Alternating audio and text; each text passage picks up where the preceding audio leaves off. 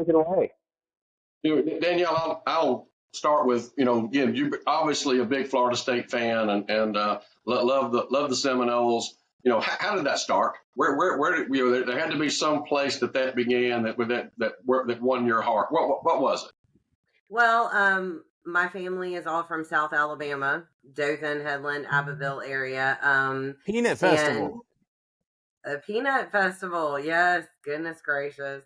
And my father moved here when I was born and took a job in Tallahassee. I was the first to be born here. I am the renegade Knoll of the family because my family are Bama fans. Let's just put it that way. And he worked for the Florida Highway Patrol Auxiliary for 20 years. And part of that was working the field at Florida State, being one of Coach Bowden's escorts at times. Not Mr. Billy Smith, not the man. Right. That you can always see there's 2 or 3 around a coach at any time. And so a lot of times I was with him and grew up on those sidelines during the 80s. I wasn't born in the 80s, but we'll leave that alone.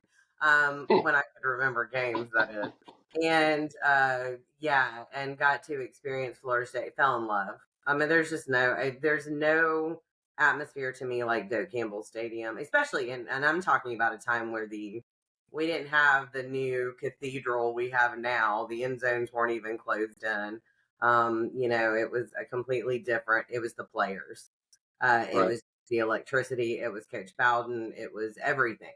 So I decided I never wanted to leave Tallahassee after that. A lot of my friends did. Graduated with a dual bachelor's degree in 1999 and moved on to law school at FSU where I graduated in 2003. Oh, well, and you're right about the Doak Campbell. I mean, I was a part of a team at UT Chattanooga in 1984 that we had just won our conference championship in the Southern Conference, but we had one of those $100,000 games that we got paid to come to Tallahassee so we could pay for the other sports. $100,000, Coach, now is $2.5 million. Sure. So. It was a lot, 100,000 back in those days. I mean, head coaches were making 40,000, so it was a different world, and so we get the police escort in and all that, and the sirens and all that, and get beat 37-0. Their quarterback was Kirk Coker. If you remember Kirk Coker, Kirk Coker played 1 year at Florida State. He transferred in from North Alabama, UNA, because he couldn't beat me out. And he transfers to Florida State and starts at Florida State. Coach, how many yards did you throw for that year? At UNA, about 1,400 or 1,500, something like that. We were an option team. Respectable, though. But anyhow, back to the story. Florida State beats us 37-0. But the worst part of it was the running stats up on the scoreboard at Doak Campbell. Besides it was very unfortunate that we wore white pants and the Indian came out through the spear in the middle of the field, and a lot of our guys soiled themselves, including coaches. And then you go up and look at the scoreboard in the fourth quarter, and they got 392 yards rushing, and you got 8. I mean, that just is a bad. You really wish that they would just turn that off. I mean, come on, you're getting your win. But it was a great experience to be in that atmosphere, even in 1984. It was very much so. Still, to me, and I know I got people on here that'll debate. To me, the greatest entrance in college football. Period. Just it is. There's something about it. And there's a lot of history behind it. The Florida State, of course, is very close with the Seminole tribe. And everything we do is approved by them. And it's a well-known fact that when Osceola comes out on Renegade and throws the spear, I mean, that's typical for games. If Osceola gets off the horse, this is actually part of the tradition, it signifies war. Wow. No, it's actually, I didn't know that. Let's go. Yeah, it's a pretty fascinating. I'll tell you fact. that. He would have to get up with his little Notre Dame blanket in the background. The show, honestly, on ACC Network from 1999, we're probably going to cover the 1999 FSU season with a lot of different people, Coach Cottrell and some local Mobile folks, and but we'll go into that later and announce later on everything going forward. But his Notre Dame flag, do you have a problem with that, Danielle? Danielle?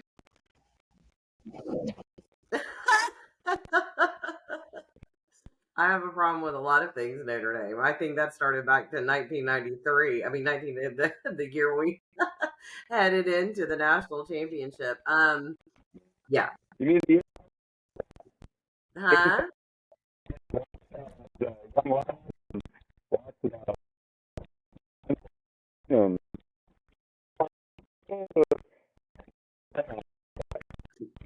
I just, yeah, no, Notre Dame is a subject, especially these days with all the conference realignment talk and stuff y'all discussed. Right. So I just leave it alone. No, I Well, don't. I'm gonna get us back on friendly terms here, as opposed to I'm just giving a hard time. what I've been listening to. So now obviously one of the great Florida, besides Lee Corso, one of the great Florida State alumni is Burt Reynolds. Did you ever have a chance to spend any time around him when he was at the games or hanging out with Coach Bowden? With Coach Bowden, yes. Burt Reynolds, no. My father did, Right. because he was, when Burt Reynolds was married to Lonnie Anderson, they were here. My father on the field would be part of that protective detail at times. So he did, and utmost respect. I mean, I loved all his movies anyway. Sure. So Well, I'm gonna tie all that together, with a quick story.